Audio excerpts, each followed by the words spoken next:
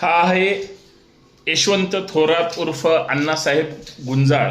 हा अहिल्यानगरचा हबप आहे, हरिभक्त परायण कीर्तन सांगणारा महाराज।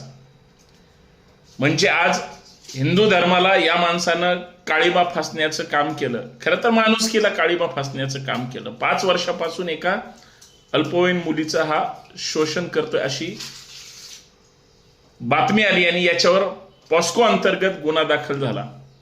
मला एवढंच सांगायचंय, नराधम कुठल्याही वृत्तीचा असो, तो कुठल्याही वेशात असो, ऐसे कैसे झाले बोंदू अकर्म करुनी म्हणती साधू असं म्हणावं लागेल। कारण यांनी जे दुष्कर्म केलेलं आहे याला सुट्टी नाही।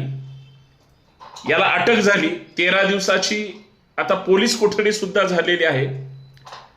कायदा हा सक्तीनं वापरला गेला पाहिजे, परंतु अशा नराधमांना कठोर शासन